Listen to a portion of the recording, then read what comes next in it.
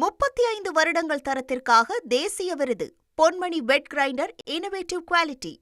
தமிழக அமைச்சரவை கூட்டம் முதலமைச்சர் திரு மு.க.ஸ்டாலின் தலைமையில் தற்போது சென்னை தலைமைச் செயலகத்தில் தொடங்கியுள்ளது. அதாவது இன்னும் தேர்தல் தேதி அறிவிக்கப்பட ஒரு சில வாரங்களே உள்ள நிலையில் தற்போது தமிழக அமைச்சரவை கூட்டம் கூடியிருப்பது மிக முக்கியத்துவம் வாய்ந்ததாக பார்க்கப்படுகிறது. இந்த அமைச்சரவை கூட்டத்தில் 18 தொழில் நிறுவனங்களுக்கு விரிவாக்கம், முதலீடு, சலுகைகள் குறித்து இதில் ஆலோசிக்கப்படுவதாக தெரிகிறது. ஏனென்றால் அமைச்சரவை கூட்டம் என்றாலே இந்த தொழில் முதலீடுகள், தொழில் விரிவாக்கம், தொழிற்சாலைகளுக்கு அனுமதி, இது போன்ற கொள்கை முடிவுகள் குறித்து தான் அமைச்சரவை கூட்டத்தில் விவாதிக்கப்படும். அதற்கான ஒப்புதலும் பெறப்படும். இன்னும் சட்டமன்ற தேர்தலுக்கு இன்னும் ஒரு சில அறிவிப்பிற்கு இன்னும் ஒரு சில வாரங்களே இருக்க சூழ்நிலையில் மீதமுள்ள தொழிற்சாலைகள் ஏற்கனவே அவர்கள் புரிந்துணர்வு ஒப்பந்தம் போட்டு வைத்திருப்பார்கள். அதேபோல் அந்நிய முதலீடுகள் கொண்டு வருவதற்காக பலமுறை முதலமைச்சர் திரு மு.க.ஸ்டாலின் வெளிநாடு சென்றுள்ளார். இந்த நிலையில் அந்த முதலீடுகளுக்காக அதற்கு செயல் உருவாக்கம் கொடுக்கும் வகையில் தான் இந்த அமைச்சரவை கூட்டம் தற்போது கூட்டப்பட்டுள்ளது. ஏற்கனவே குறிப்பிட்டது போல 18 தொழில் நிறுவனங்களுக்கு இதில் அனுமதி அளிப்பதற்கான ஒப்புதல் இந்த அமைச்சரவை கூட்டத்தில் பெறப்பட உள்ளது.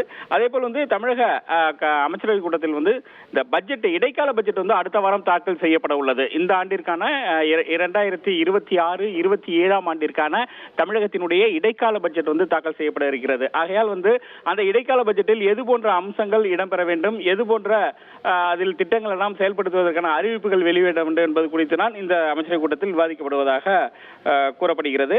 அதேபோல் இந்த இடைக்கால பட்ஜெட்டில் எந்தெந்த இதுக்கு நிதிகள் ஒதுக்குவது, இடம்பெறும் புதிய திட்டங்கள், அதற்கான செலவுகள், ஏற்கனவே செயல்படுத்தி வரும் நலத்திட்டங்களுக்கான தொடர் செலவுகள், அதேபோல் இந்த தமிழ்நாடு உறுதியளிக்கப்பட்ட ஓய்வூதிய திட்டம் என்று தற்பொழுது முதலமைச்சர் அறிவித்துள்ளார். அதற்கான நிதி ஒதுக்கீடு, அதற்கான ஒப்புதல், இது போன்ற விஷயங்கள் இன்றைய அமைச்சரவை கூட்டத்தில் முடிவெடுக்கப்பட உள்ளது. அதற்கான ஒப்புதலும் அமைச்சரவை கூட்டம் அளிக்க உள்ளது. தற்பொழுது தமிழக முதலமைச்சர் திரு மு.க.ஸ்டாலின் தலைமையில் சென்னை தலைமைச் செயலகத்தில் அமைச்சரவை கூட்டம் என்பது தொடங்கியுள்ளது.